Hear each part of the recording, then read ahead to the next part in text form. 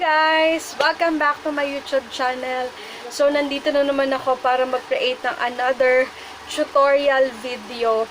So, later on, sasabihin ko sa inyo kung ano yung i-tutor ko today or ano yung gagawin kong video.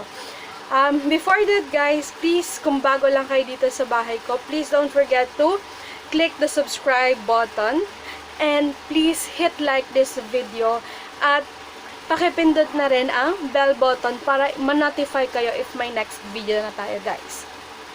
So today, I know kung bakit nandito kayo because you are also interested na gumawa ng sarili nyong video vlog.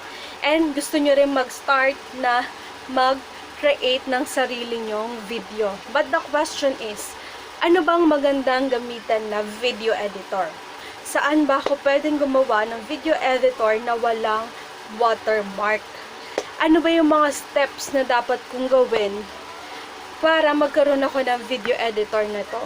So, yun guys, ang ituturo ko sa inyo mamaya-maya lang. So, before we proceed guys, allow me to have a short introduction first. So, stay tuned guys, huwag nyo akong iiwan.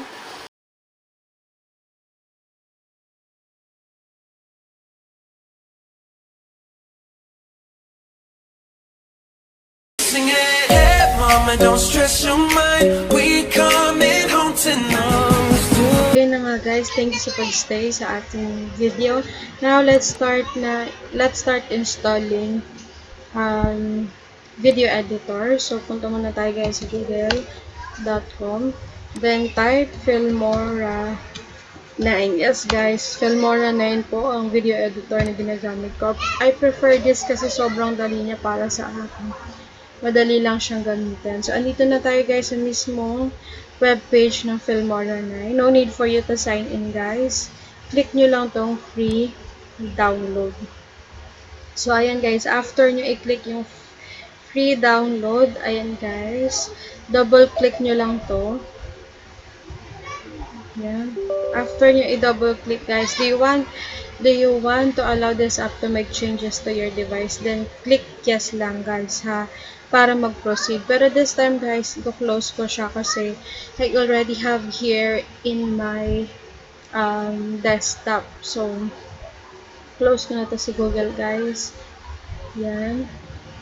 So, ito na yung after niya mag-install guys, ito na yung pinaka interface or working area ng ating Filmora 9 guys. So, ito yung canvas natin, pinaka-canvas. Ito yung mismong makikita natin sa video. Ito yung timeline guys, kung saan natin may edit at malalagyan ng music yung ating pinaka-video na gagawin. So, today, bibigyan ko kayo ng sample. So, ito guys, marami kayong pwedeng gawin. Meron tayo dito guys, media, audio, titles, transition, effects, elements, split screen. So, yun guys, pag sinabi natin audio, yung sound or yung boses kung magre-record tayo, title, lalagyan pag title guys, ayan. So, meron tayong custom openers, titles, lower third, subtitles, and credits. So, yun guys. Transition naman, ito yung mga pinaka-effect natin kung paano papasok yung mga videos natin or yung pictures natin. Ito guys, meron naman tayong effects. For example, gusto nyo maiba yung kulay or magkaroon ng another scene yung video nyo. Next, elements. Ayan. Makikita nyo yung elements guys. Ayan.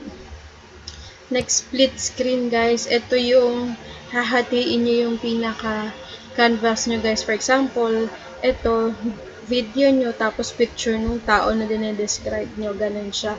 So, turuan ko muna kayo guys. Punta muna tayo sa media.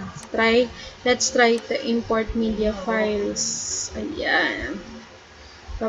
Pasok tayo, for example, ng video. For example, baby shark, tapos click baby shark, tapos open.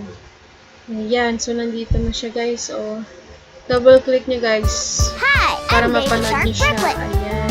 Subscribe! Hit the bell! Ayan. So, ayan na guys ha. So, kung ito yung video na talagang gagamitin nyo, itong plus na to guys, nakikita nyo, click nyo lang yan. para, click nyo lang to. Yan. Para, ito na siya guys. Lumabas na siya sa ating timeline. Yan. Nakikita nyo na yung timeline. So, for example guys, gusto nyo naman siyang lagyan ng opener or text. Adjust nyo lang tong video. Tapos, pindutin nyo yung titles. Tapos, click openers. Ayan. Ito for example yung gusto nyo. Ayan. Ayun yung lalabas guys na opener nyo. Pag yan na yung gusto nyo guys, kagaya sa video, click nyo lang tong plus. Iyon, ito na siya sa opener. Adjust nyo lang to. Click nyo to twice, itong opener. Tapos ito na lalabas na yung setting. So double click nyo yung text. Baby shark dance. Yan guys, baby shark dance. Tapos click nyo. Okay, ayun na guys. Play natin siya, subukan natin i-play. Ayan. Oh, ayan na yung introduction. Oh, ayan. Tapos dadating yung baby shark. Okay, ganun lang siya kasimple guys. Di ba yung opener natin? Tignan nyo. Oh, wala siyang background music guys, diba? Lagyan natin siya ng background music. So, balik ulit tayo sa media. So, import lang ulit tayo guys. Click import media files. Tapos, lagay tayo ng yan, pili tayo ng turtle. Tapos, open lang natin ulit siya. Ayan. Tapos, click natin dito guys kasi dyan natin ipopwesto. Pindutin nyo lang ulit yung plus. So, ayan, napakahaba nyo guys, diba? Trim lang natin yan. Hanggang sa matira na lang yung doon sa title. O yung tinatawag dating opener. Ayan. Ayan guys, ayan. Ayan. So, play ulit natin siya guys ha. Ayan. Subukan natin siya i-play ulit. Ayan. O, diba? May sound effect na siya. I'm Baby Shark Brooklyn.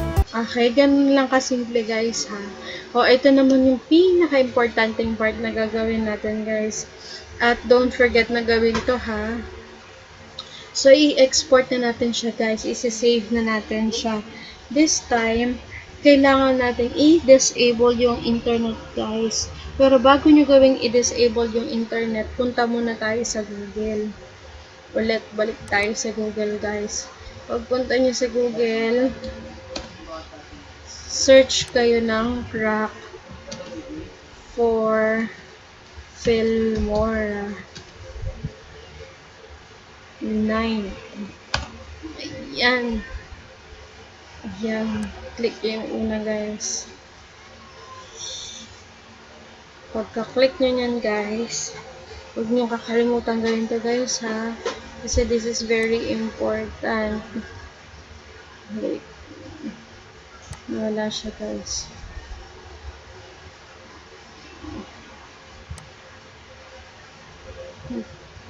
Ito tayo sa Filmora. Search mo yun guys. Drag down nyo lang pagbabahan natin yung mga free serial. Ayan na guys, oh. Yung mga free serial key. Ikakopy nyo lang yun guys. Yan. So, pero dito guys, close ko na to ha. Kasi, meron na ako na-save na galing din sa internet. So, pwede nyo rin itong gamitin guys. Screenshot nyo na lang. Pwede nyo rin gamitin ito guys. Or screenshot nyo or picturean nyo. Para ito na din yung gamitin nyo na key. Ayan. So, meron na tayong license, email, and registration group na pwedeng gamitin.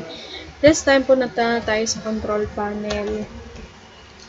Para i-disable na natin yung internet. So, network and internet. Click nyo to, view, status, and network. Task, right click, ito, change adapter setting. So, double click nyo to, click nyo lang to guys, kung ano yung internet na nakabukas sa inyo. Click Wi-Fi. Click nyo to, right click, tapos disable the internet, guys. Tapos, yan, minimize nyo lang muna. Yan, tapos balik tayo doon sa Filmora Wondershare. Ayan na, guys. So, ito na yung time para i-click natin yung export. Ayan, ayan yung lalabas, guys, ha. Tapos, just click activate. Ito na yung lalabas. Click nyo lang to, guys. If you have a license code, please click to activate Filmora. Ito, click here. At ito na yung lalabas, guys. Balik tayo dun sa Word. Copy natin to, guys. Yung email. So, Control C. Control V. Copy ulit to. Control C. Paste ulit dito. Control V. Tapos, huwag nyo pipindutin tong free trial, guys, ha. Just click activate. Yan. Then, sabi dyan, Wondershare Filmora has been registered. So, yan, guys. Congratulations. Ayan na yung time na close nyo lang to, guys. Lalabas kasi to. So, ayan. Click nyo tong export. Then, finally, ayan na, guys. Kino-convert nyo na yung file nyo, yung hiwa-hiwalay na file, into MP4 file. Hintayin nyo lang yan siya, guys, na mag 100%. Hintayin natin yan, guys, na mag 100%.